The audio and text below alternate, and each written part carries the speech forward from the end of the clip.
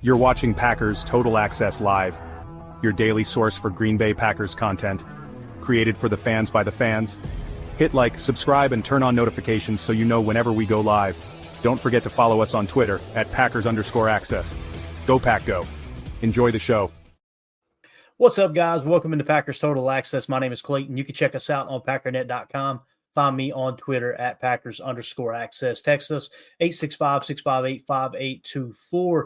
Joined alongside Tim in Green Bay, fresh off the road trip to Milwaukee, here to talk some Packers this evening. What we're going to do is give everybody an update on the playoff picture to the best that we know up to this point. We'll hit on all the games around the league from earlier today. There were some dandies, let me tell you. Now, most of them didn't go the Packers' way, unfortunately, but it was a fun day of football, no doubt about that. We'll also give you guys some injury updates as they come in. We got a few updates on that front with the Lions game coming up, obviously, here on Thursday. But Tim, Bub, how was the trip, man? How you doing this evening? Good, man. Got to see family. Got to have a kind of like a second Thanksgiving. So that was a fun trip, man. We're back home. Made it safe. Happy to be here, man. Got caught up. Good work with Chalk Talk. You know, ready for Lions Week now. We're done celebrating that last dub. Getting ready for this next one. So I'm happy to be here, man. Absolutely, man. Everybody praising the fact that you're back, and it's either them saying "Welcome back, Tim," or they're cussing Kyler Murray out in the chat because he let us down there in Vikings. Here's a guy. Nothing. That was for me, not Kyler Murray. Exactly. Oh, that was atrocious, man. I think it might be safe to say he's a wee bit overrated. I'm just gonna say that. Yeah. Kind of a letdown today, but what are you gonna do, man? When the game's on the line, man, he just doesn't really rise to the occasion. It's crazy too, because I remember his rookie year, one of his first starts, I remember the Hail Mary to win the game at the very end. And it's like, okay, this dude might have that clutch gene, right? Wrong. Seems like it's totally the opposite, man. He just, pardon the pun, but he shrinks when it's time to play big, right? He looks like a guy that just like doesn't want to play football. Like, do you even want to be here, man? Like, I'm just here to get a check and go home and play Xbox. That's it. That's what I'm here for. Yeah, it really is. That's really what it feels like, no doubt about it, man. But again, let's we'll go around the league, and hopefully these standings will update. I was just telling Tim I'm waiting for ESPN standings to update. If you guys would confirm for me how many wins Tampa Bay has after today. I thought they would have 6. I think that would make them 6-6, but I could be wrong. In the chat, somebody let me know how many wins they've got, because again, the standings are still showing just 5 wins. I'm almost positive they have 5 wins going into today. If that's the case, then we might not be able to hit the updated standings yet if they're not out. But I'm seeing 6-6 for Tampa Bay. Okay, so I don't know if that's updated. I think it should be, right? Week 12 or week 13, so that's 12 games. Yeah. So we got conflicting reports. Bates says 6-6. Reef says 5 wins. It looks like 6 wins. I'm almost positive. So we may have to go to a different website when we get to the standings aspect. I wanted to look at the playoff race and kind of who did shuffle around. Did anything change much? Now, we talked about, Tim, earlier today as we were going through previewing all these games, that really worst-case scenario, if every team won that hurt the Packers, right, the seeding still wouldn't change. But it's nice to get an updated look at the standings, obviously, and see kind of, all right, who's on our heels in that regard. I believe we still got a 2 or a 3 game lead in terms of the closest playoff team other than the Washington Commanders, which they're probably going to be in regardless, just like us. So, but we'll get into all that, obviously. Let's do this. Let's just go to Twitter real quick and kind of go around the horn. Let's hit some information, some injury information. As Tom Silverstein had tweeted out earlier today, he said, LaFleur said that wide receiver Romeo Doubs is still officially in concussion protocol despite practicing. Typically, practice is the last step before an independent neurologist makes the final decision on whether the player is cleared. Tim, I feel comfortable saying Romeo Doubs is going to play in this game. Obviously, that's a lot of time to recover from that. What do you think? You think Doubs will be active here come Thursday night? Oh, yeah. I think if there was a setback, we would have known sooner. But again, this is great information from Spoon there, because that's just part of the protocol, right? They got to see what he looks like out there. in practice, and then they make their final check in and analysis to see if he's good to go. And I'm assuming he's going to be cleared. I'm with you, Clay. Now, how involved in the game plan is he going to be on Thursday? That's a whole different conversation. But I would look to see Coach LaFleur trying to get him involved. I just don't know how heavy he's going to be in that game plan. So hopefully he's good to go. Yeah, I think so too, man. Coach Lynn says Romeo will be good to go. He's pretty confident there. He says Ja might be good to go also. And as you can see here, this tweet from Wes Hokowitz, the GOAT, the young GOAT, as we should say. Cornerback Jair Alexander with the knee and wide receiver Romeo Dobbs concussion protocol both returned to practice today. Linebacker Edgerrin Cooper with the hamstring was on the bike, and Corey Ballantyne, cornerback with the knee injury, was working with trainers off to the side. So there might be a slight chance that Edgerrin Cooper could be ready by Thursday. We'll see. Obviously, he was out today. But being on the bike, that does make me feel a little bit better, Tim. It seems like if someone doesn't have a shot, especially with something like a hamstring injury, they probably wouldn't have them on the bike too extensively. You know what I'm saying? Exactly. I mean, you see that right there. So Ballantyne was doing, rehab work basically. Coop they actually had on the bike, and that's kind of like the next step to, get your ass off the bike and get on the field. So hopefully we'll see Edgerrin Cooper sooner than later. Again, I don't know. Questionable probably. We don't really have the actual injury report yet. I don't know if he's going to go Thursday night, but that would be awesome. But then again, looking at the way these linebackers have been playing lately, maybe Coop gets another week and gets it together, and we get him back next week. But hey, things are looking up. I guess that's the moral of the story here when it comes to a lot of these key names. Josh seems to be moving around pretty well, all things considered, missing the last 3 games we've been with him. So any reps that he gets is going to be a bonus. So we'll see. Yeah. And Tim, since you were away, we had the viewers, the listeners, vote on the PTA Players of the Week, and it was Jordan Love and your boy Quay Walker got voted in by the fans here, which was absolutely awesome. So obviously, they were your PTA Players of the Week for Week 13. Their Thanksgiving night matchup against the Miami Dolphins. Pretty cool to see. So. I love it. I was getting nervous there. My boy Quay was looking kind of rough. He's hitting his stride now, though. I think if he puts a solid run together for himself like he's been playing these past few weeks and closes out this year strong, man, you guys all you Quay Walker haters better get used to him because I don't think he's going anywhere. Tim just said you guys heard Quay Walker haters, but what I heard was Clayton. So we'll see how it plays out, man. I'll tell you, you're right though. If he plays like he has been these last couple games, let's go, man. Let's get it up. And what's crazy, Tim, is he's got another year under contract, right? So we got a whole another year to try to prove it as well. So if he finishes this season strong, picks up next year right where he leaves off, probably going to be a done deal. They'll give him a deal, right? Absolutely. Considering he's been the green dot for a while too, clearly they love Quay in that locker room and on that staff. So we'll see. Like you said, though, it's contingent on, not just having 2 really good games. You got to put together a solid stretch here because it was a little shaky first 3 quarters of this season. So fingers crossed for Quay. Stamp chat's out of control, I swear. All right. Next thing here. Tucker. It's got to be Eric Sutherland, right? It actually wasn't. Wow, look at that. We won't say any names here, but it's just, the one there, Chris Ian talking about Quay, he thinks he's going to be gone, right? And that's cool. We can agree to disagree on that. But the next one, it's like, I ain't getting into all this, man. Anyway, Tucker Kraft. I put Tucker Kraft on a mission. Ryan Wood put this tweet out.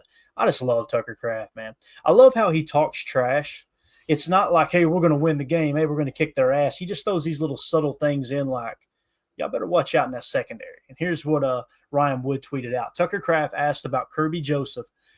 Let's just say the football gods owe everyone some 1v1 on Thursday night. Quote, he's taken some of my brothers out of the game, and I think about that too.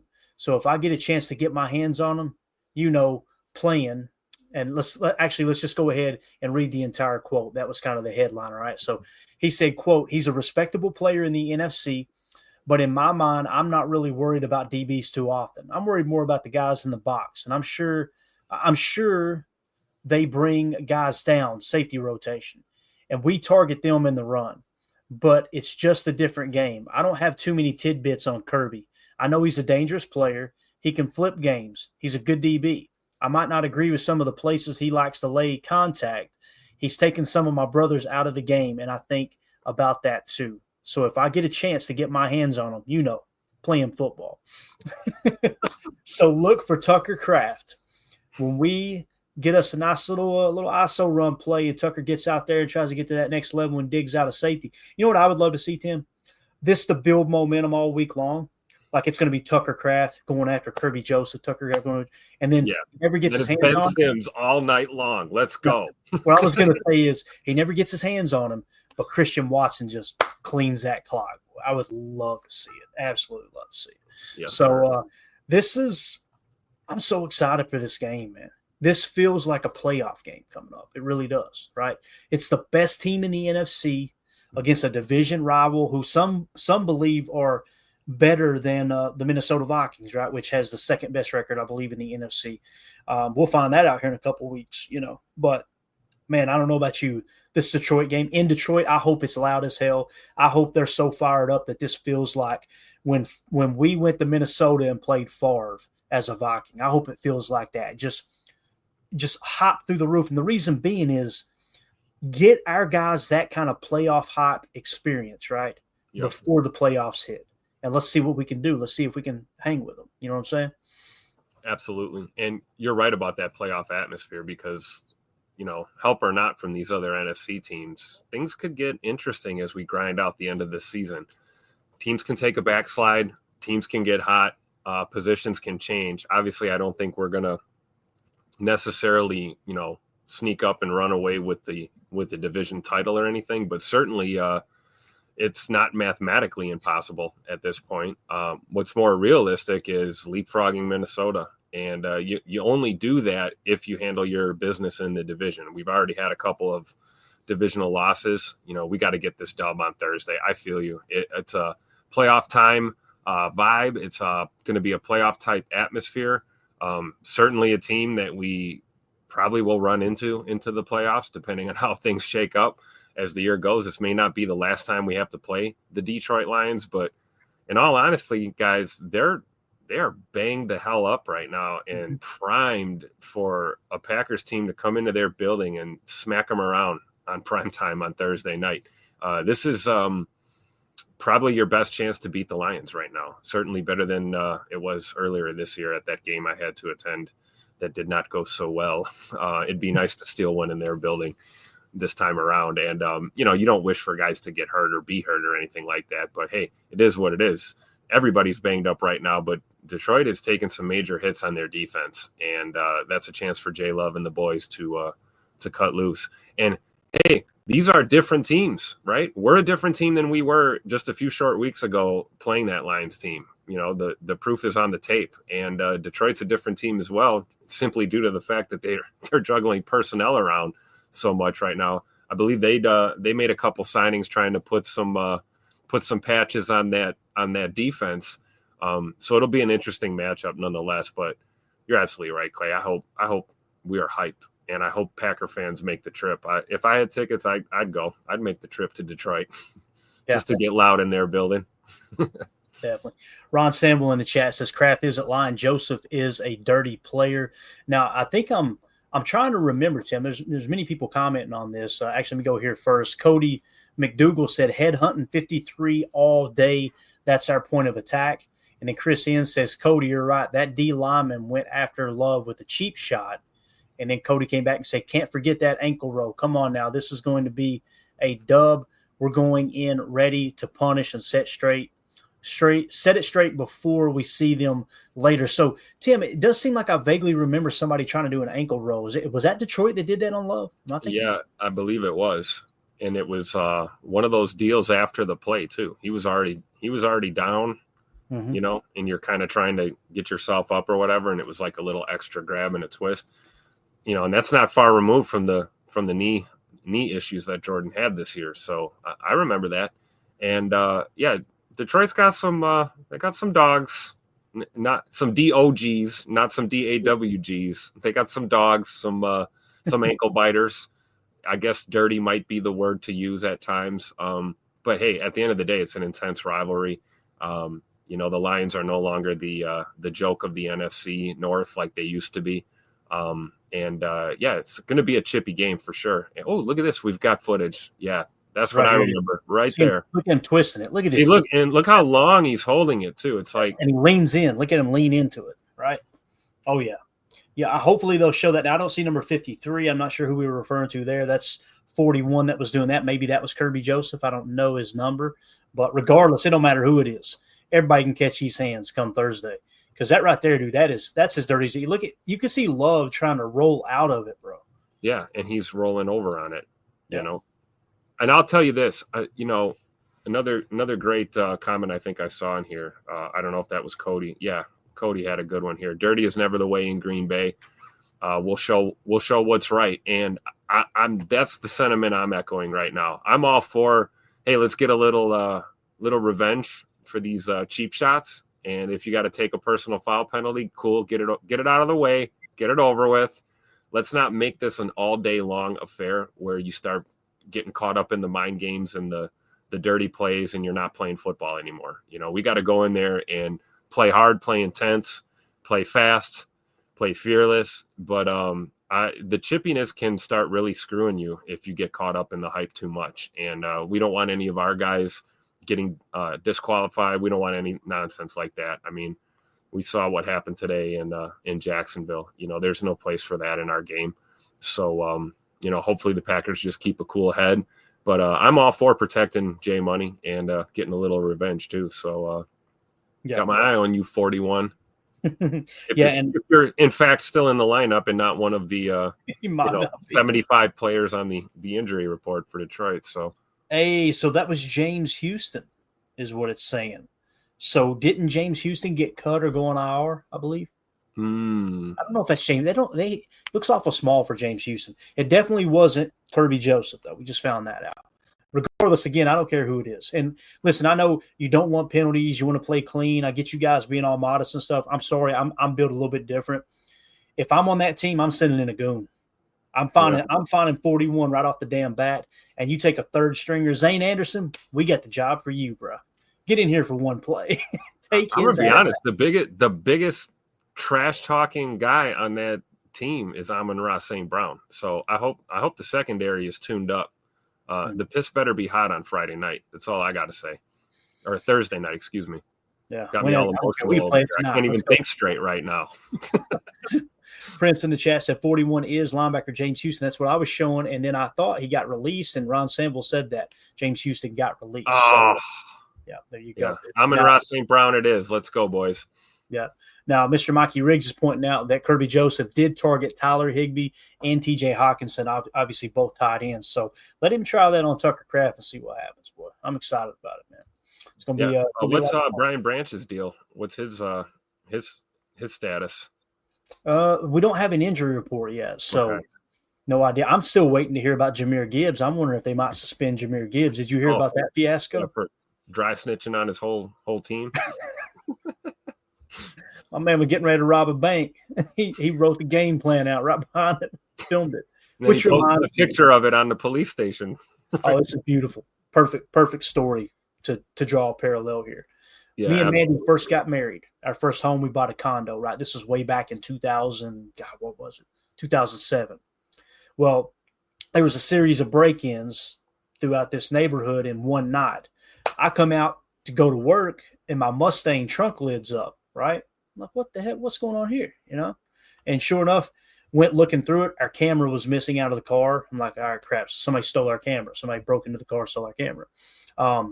Long story short, get a call from the police station, and they said, hey, we found your stuff because, you know, we filed a police report, and they, you know, for insurance purposes, any valuables that got stolen, you know, get replaced. Long story short, they called and said, hey, we found your stuff. We've got your camera. I'm like, all right, cool. I'll come, you know, can I come pick it up? Yeah, cool. And they said, funny story. Your camera's the only reason we caught these guys. They caught them, right? And they were in custody. They had hit a bunch of houses and a bunch of cars, right? And they went back to their little, about said a bad word, crappy house, right? Go back to their crappy house, and they took pictures of them with the loot with our camera. They had all the evidence right there on the camera. Bro, it was gold, absolute gold. So, what is that? They learned their skills from the wet bandits from Home Alone, right? Calling card, exactly. Oh man, I'll never forget that. What does that have to do with the Packers? Absolutely nothing, right? Yeah. Coach Lynn in the chat says Coach Campbell might have to line up at 3 Tech this game. LOL. Ooh. So true, man. They're so banged up, and I can't wait to see the injury report to kind of get a good grab on how bad is it. I'm sure we could look at the injured reserve list. We probably need to do that, to be honest with you. But I know there's several starters from the defensive side on there. Now, listen, they got a legit top 3 offense, no doubt about it. They're going to be able to score points. The question is, how do you attack it? You want to put pressure on Goff? You want to play it safe and kind of bend but don't break? We'll dive into that as the week gets, as we get a little deeper into the week here and breaking down all the important information in that regard. Eric Sutherland said, yeah, he alligator rode on Love's ankle. Time to curb stomp him. Effing bum. Eric Sutherland, I'm happy as hell to see Quay playing well, and I was definitely down on him. I think everybody was, for the most part, down on him. You know, I mean, it is what it is. Even Tim wasn't going on here going, Quay's playing great. Quay's playing great. No. You could see it all over your face. You were frustrated, like, man, because the athleticism's there. Right? And you're down on the play, not the player, right? It's like that's what we talk about, right? Criticize play, not the player. You know, you can run your mouth all day about, you know, not maintaining the edge or missing your gap assignment on a run fit or not getting the right call and things that have to do with the game. That's fine to be down on a guy, but you can't just throw a dude under the bus because he's having a bad run. There's guys that have Hall of Fame careers, and you can go back and look by the numbers and see the seasons that were better than others. And sometimes guys have an off year or they have a bad half a season, you know, things like that. I think, you know, Quay playing in a, you know, Joe Barry scheme, you know, his first couple of years in the league and then having to adjust to Hafley and what he's trying to accomplish. I think it just took him a little time. You know, we're past that halfway point in the year and Quay's hitting his stride. I always had a feeling that Coach Hafley, Coach Campanelli, those guys would be able to unlock him. And I think we're starting to see it now for sure. Yeah, definitely. Great point by Coach Len there too. Happy that Quay didn't get down on himself. That's huge. A lot of growth from him in his first couple of years in the league, and he's really becoming a nice professional in this NFL scheme of things here as far as linebackers go. So I think Quay's definitely got his head on straight. That's a big thing that we were always concerned about with him. So little adversity doesn't bother him, and I think he's better for it. I totally agree with that, Coach Len, for sure. Yeah. And Go Pack 84 fan in the chat says another snow globe game tonight. As you can see here on the screen, this was the fans in Buffalo trying to clear the stadium. They got the field completely cleared, but snow showers are falling again as they're getting ready to kick off. Did you see the story about those two fans right there? Yeah. Isn't that amazing? Son, right? Yeah, and they came from Ohio. It was like a 4.5-hour drive or something to help. And then I guess another Bills fan saw that they didn't have tickets and just gave them their tickets for the game. So those two will be in attendance tonight. Pretty awesome. Absolutely awesome. Yeah, they just kicked off. They had to reset the kickoff because the wind blew the ball off the tee. It's going to be a wild night. Obviously, we're pulling for the Bills tonight. We want San Fran to lose as they're sitting at 5-6. See if those standings got updated yet. If not, then I'll close everything out here in a minute and we'll it's been updated now, so we'll get to that here in a second. So make sure you guys put that on the background if you can. That Buffalo game is going to be a lot of fun to watch, no doubt about that. Let's go around the league real quick, Tim, and just get some scoring updates here if we can. We'll go ahead and close that out and kind of see what happened across the NFL today. We'll go rapid fire. We won't spend too much time on this, but I think it's important, like I said, to kind of keep our eyes on what's going on around the league in terms of in the playoff hunt, I should say, right? So let's close this down here. All right, so obviously went to overtime, but the Buccaneers pull out the win against the Panthers. We were rooting for the Panthers in that game, so that one didn't go the Packers' way. Chargers did beat the Falcons, so that got one. There you go, one, right? We got one, and hopefully we'll get another here in a second. So the Falcons dropped a tough one there. They fall to 6-6. The Steelers, man, Russell Wilson, Tim, this dude is on a freaking tear right now, bro. Like it is crazy how Russell Wilson has had his career rejuvenated over there with Mike Tomlin. It's just wild. But they get the win here in Cincinnati, 44-38. They improved to 9-3. The Bengals fall to 4-8. Mike Tomlin over there cooking with 2 quarterbacks, man. I mean, he's utilizing Justin Fields exactly how we thought he was probably going to do it, and they're finding success between him and Russell Wilson. It's crazy, man. Hats off to Mike Tomlin over there for sure. Never had a losing season, Tim. Never. That's just wild.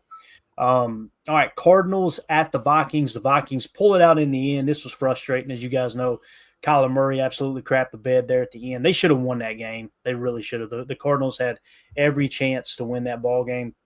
But the Vikings improved to 10-2. Listen, you got to tip your cap, man. They're having a hell of a year. They're just figuring out ways to win games. Colts. I love those flaky Vikings fans that got exposed today, too, dogging out Aaron Jones all day long. And then who's your hero at the end of the game? All of a sudden, we don't want to cut Aaron Jones now. Yeah, you flakes. I can't stand Vikings fans. Tell us how you really feel, Tim. We get the Colts at the Patriots. They pulled out a real close one there, 25-24, as the Colts improve to 6-7. The Patriots now fall to 3-10. The Seahawks did beat the Jets as Aaron Rodgers threw a pick six to a 300-pound defensive lineman. So the Seahawks win 26-21. They improve to 7-5. Obviously, that one didn't go our way. Tennessee Titans at the Washington Commanders. The Commanders absolutely boat raced them 42-19. So the Commanders improve to 8-5. They still hold that. What seed was that? I'm trying to think of what seed they had a hold of there. 7, right? Yeah, 7th seed, right? Yeah. If I remember correctly. We don't have it on there, but yeah, they were. I'm almost positive they were the 7th seed. This was going into today. This isn't the updated one. Yes, so they were sitting in the 7th seed. So obviously they hold on to that. Man, 21 points in the first quarter. That's absolutely wild for the Commanders. Houston, Texas travel to Jacksonville. They get a win 23-20. I don't know if you've seen that hit on Trevor Lawrence. My God. That's a dirty play, right? That's a dirty play. It is, and it's not his first. And I know the league's going to be looking at that. There's no place for that in football. You know, especially when you look at that play. We always talk about it. You know, me, I'm a defensive guy. I'm always going to defend the defenders. But when a quarterback gives himself up, you know, by rule, the ball's spotted where he starts the slide. So the play's technically already dead before you're even getting there. And it's hard to fly downhill and just stop. But, man, you could just jump right over him or dive over that quarterback rather than shooting right into the front of his head like that. I hope Fabio's all right, man. That was brutal, man. Yeah, it's hard to see for sure. The LA Rams ended up pulling off a not last second, but a fourth quarter win there as they outscore them in the fourth quarter. The Saints 14-8. So the Rams defeat the Saints on the road 21-14. I think they lost Taysom Hill. I don't know how long Taysom Hill is going to be out, but that might have some effect on the Packers Saints that are going to be coming up. What week is that, Tim? We got them in week 16 at Lambeau, Monday Night Football. So we got the Lions this Thursday. Then the following Sunday, we're at the Seahawks. And then the following Monday, we've got the Saints for Monday Night Football. Okay. Next, you got the Eagles beating the Ravens. You guys remember week 1 when we had people saying, "Oh, the Eagles are trash. They're trash." Yeah, they just beat the Ravens on the road 24-19. The Eagles are now 10-2. So at the time, not everybody, I shouldn't say everybody. At the time, there were many people that was, dogging the Packers because they lost in Brazil to Philly. And Philly, they ended the year bad. They're a horrible team. They're overrated. Yeah, one of the best teams in the league. So I love the fact that one of our only 3 wins, right? Or losses, I should say. We only got 3 losses. One of those is to a team that's arguably the second or third best team in the entire National Football League. So absolutely. And Saquon continuing to make the campaign case for MVP. You almost want to root for him because it's very rare we see anybody but a quarterback win that award. So yeah, man, the Eagles are the real deal for sure. Yeah, they definitely are. And so they just got kicked off in Buffalo. I think that Buffalo went 3-0, and it looks like Brock Purdy is actually playing. So he is on the field tonight, and I think I can't remember. There was somebody else that was supposed to be injured. Do they get Trent Williams back, or is he's? That's what I'm trying to see right here. Yeah, that looks like big old Trent Williams at left tackle. I'm not 100% sure. 76. No, I don't think that's him. Okay. Christian McCaffrey just ran over the – holy cow, man. San Fran coming out on fire here. So we'll see how this one goes as we move along. But, again, that is – you're around the league. Now, the games that we were keeping an eye on, like I said, only the Chargers at Atlanta were the one that went in our favor. So, obviously, we got a little bit of help there in terms of beating another NFC team down, just in case it comes down worst case scenario where we're competing for that final playoff spot. Now, when we go to the National Football Conference, this should be updated now. The 1 seed is the Detroit Lions at 11-1. Then we got Philadelphia Eagles in the 2 seed at 10-2. The Seattle Seahawks in the 3 seed at 7-5. The Atlanta Falcons in the 4 seed at 6-6. That's wild in the South. The 5 seed is the Minnesota Vikings at 10-2. The Packers are the 6 seed at 9-3. And the Washington Commanders are sitting in the 7 seed at 8-5. Now, if you look, Tim, worst case scenario, right? If we end up sliding and we go to the 7 seed here in the next couple of weeks, we've got a 3-game lead right now over Tampa Bay, Arizona, and the LA Rams. It's a nice little cushion. Now, listen, you don't want to back your way into the playoffs. You want to create momentum, finish strong, and all that, right? But just so you know, 3-game cushion there. Call it a 2-game cushion in case there's a tiebreaker that would, give someone the edge over us with the same record. But again, with 9 wins and those teams having 6. 3 is really the actual number. So interesting there. Is anything else you want to look at there? Is Chicago is the 14 seed in case you were wondering, Tim. I know you were concerned about that, right? But they're now sitting at 4. Playoffs? So don't think Chicago is going to make it. Don't think they're going to make it this year, boys. Probably not. And after today in New Orleans is pretty much done. They're toasted too, I would think. And then, yeah, obviously we see with the Kyler Murray fiasco, Tampa Bay leapfrogs Arizona there. So they're the front runners for knocking on the door. But, I think we could see some changes. Don't get me wrong, maybe in seeding, but those look to be your 7 NFC playoff teams, I believe, in no particular order. But you never know. Things can change. Tampa Bay is one of those teams you don't know, it's like Forrest Gump, you never know what you're going to get.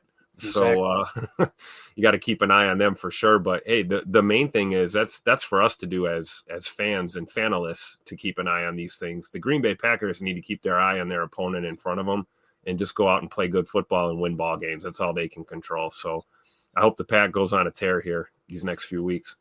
Yeah, definitely. All right, so, again, that's around the league. Just taking a look at how the playoffs are shaking out. Good to see you in here, Andre. Appreciate you swinging through. Everybody, if you would, take a quick second, hit that like button for us. Thank y'all for making us a part of your Sunday evening here as we're just kind of wrapping up the NFL week and getting ready for this Lions week, as obviously the Packers are already well into Lions week, getting a grab on the tape and all that good stuff. Let's go ahead and take a quick look at the overview, Tim. That sound good to you, man? Yes, sir. I see Chris in the chat too. Thank you. So no Trent Williams for the Niners. So they're still playing pretty banged up, missing some key guys. Yeah, it looks like Buffalo got a stand there. So they held the San Francisco 49ers to a 3-point score. Field goal there, 7:41 left in the first quarter. San Fran leads 3-0. So, all right, when we look at this Lions preview here, let's just kind of go through it at a glance.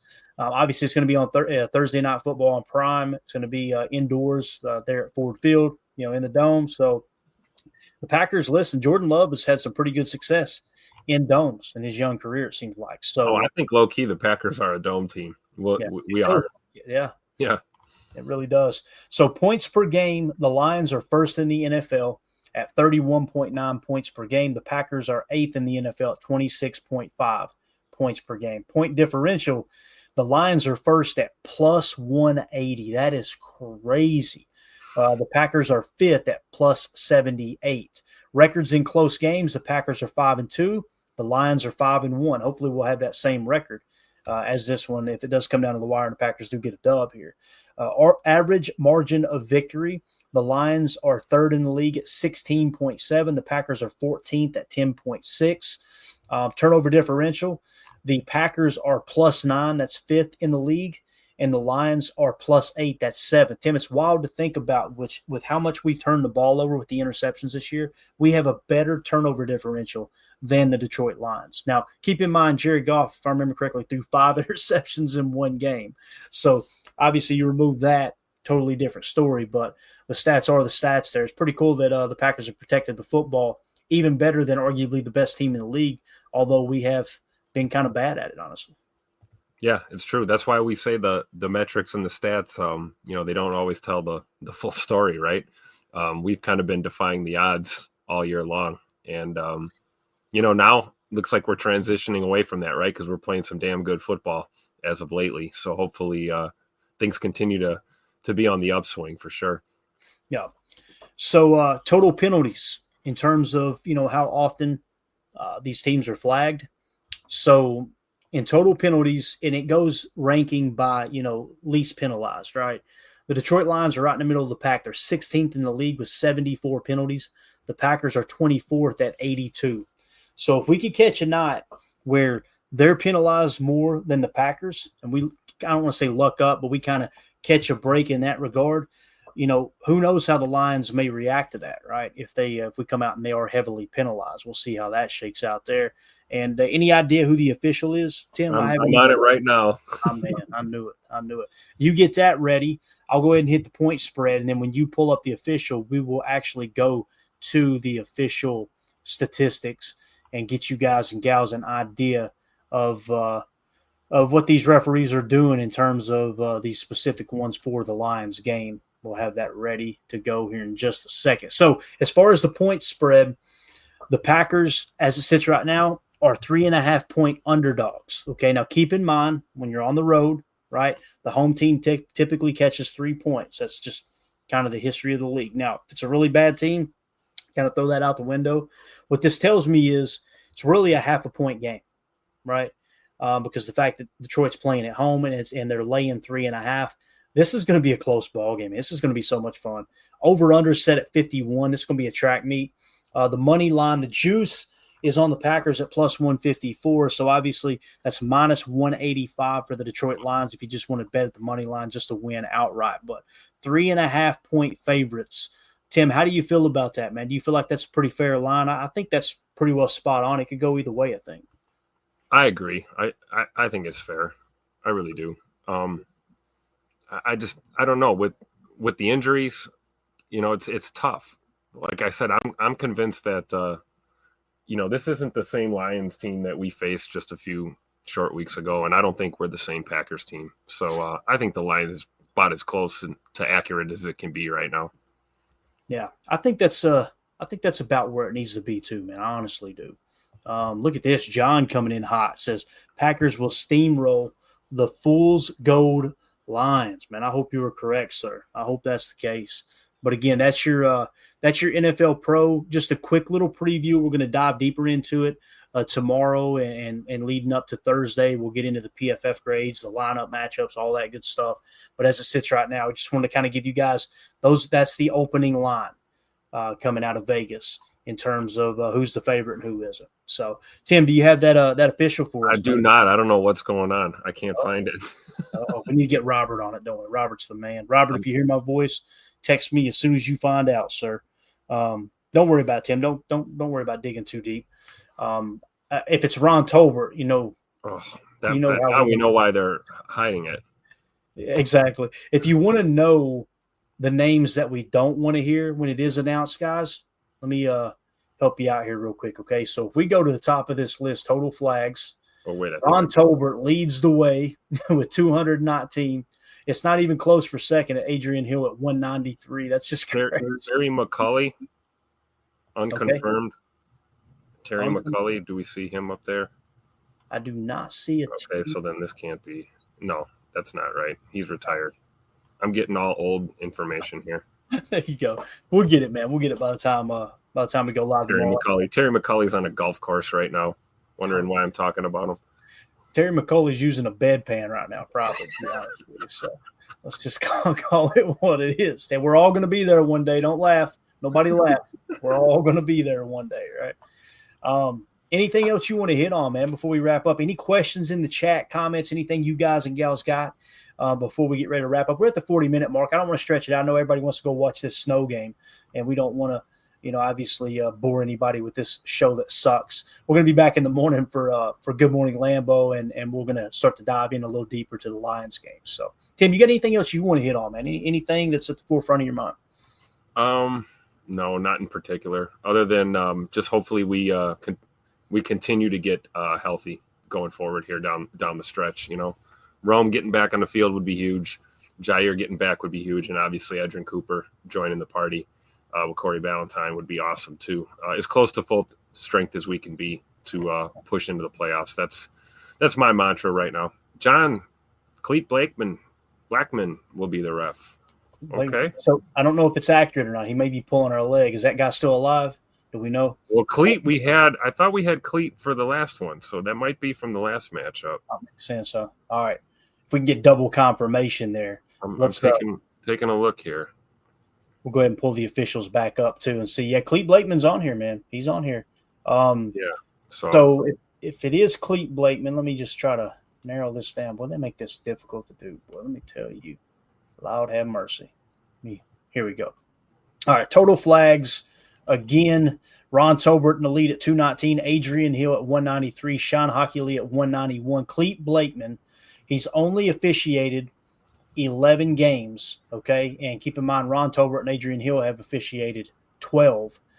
He has thrown the fourth most flags of all the officials at 190, all right? So if we were to go average per game, oh boy, Tim, average per game, 15.27. You ain't going to believe this. We got a new leader in the clubhouse. Cleet Blakeman has averaged more flags per game than Ron Tolbert. Are you kidding me? I'm telling you, man. Hey, records are meant to be broken, Tim, as I use my back scratcher. Look how professional this show is, man. Let me go right down here.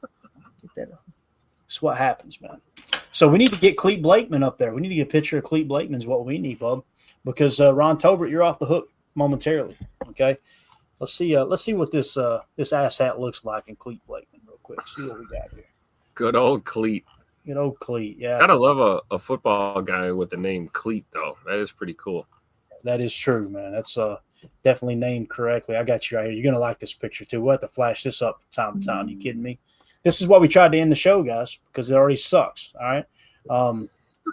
Here is our boy Cleet Blakeman. All right, we got the suspect in custody here. Here's the guy right here. It doesn't matter who it is. Tim always goes, ugh, every time we show an official. Every time. Yeah, there's like 2 or 3 refs that I got some respect for. That's about it. But yeah, we'll see. Hopefully, in a game like this, they just let the boys play. Obviously, if it's blatant, you got to call it, right? And that's the type of penalties you want to see. When it's obvious, you want to see a flag. If it's, questionable, sometimes the best call is no call. That's how I feel about it. Usually the real bad stuff is pretty self-evident, right? It's always interesting when you get the flag thrown and then you get a 10-minute conversation between the officials trying to figure out what exactly happened. It's when you get a little nervous. So hopefully the refs don't have a big impact on this one. Yeah, just kind of stay out of it and let us lock horns, right? Yep. All right. Anything else, Bub? No, that's it, man. Looking forward to the morning show. I'm going to program my coffee maker tonight. Be ready to roll. I'll be ready to roll too. We will. What we'll do in the morning, we'll have the hour. I'll make a note right now so I don't forget. We're going to go Lions hour list so we can kind of get an idea of who these players are. Hopefully, we'll have an official injury report by then. Matter of fact, I will. If it'll let me, I'll go ahead and double check. It ain't gonna let me. Let's see. Might be able to here. I was gonna go ahead and double check one more time. Yeah, it'd be a pain in the rear end to get that to pull up. Tomorrow morning we'll check for the official injury report. Now give us an idea of the guys. Now keep in mind the ones that are on IR are not going to be on the injury report, so we'll pull up that separate and get an idea of just how banged up they are. And then obviously the players that may or may not have just gotten added to the injury list as well. We'll do the same thing with the Packers. And we may start diving into some of the tape too, Tim. I know that Jahmyr Gibbs, just a little spoiler for tomorrow morning, he's averaging 6 yards per carry this year. Dude's playing outside of his mind, right? Good luck doing that since you gave away all the code words. Right. So we'll look at his explosive plays. He has 29 on the year, 29 runs of 10 yards or more. He's cracked 15 mile an hour 42 times in 2 different plays. He cracked 20 miles an hour. So this dude's a weapon. There's no two ways about it. We'll dive into some of their explosive plays and get an idea of what they like to do, what sets they like to run out of, that type of thing. So awesome. That's pretty much it. Tim, welcome back, buddy. We'll see you in the morning for Good Morning Lambeau. Appreciate you hanging out tonight. Thanks, brother. Always happy to be here.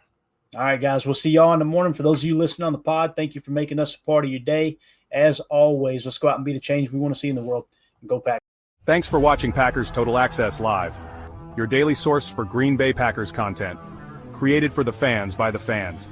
Hit like, subscribe, and turn on notifications so you know whenever we go live. Don't forget to follow us on Twitter at Packers_access. Go Pack Go. Have a great day.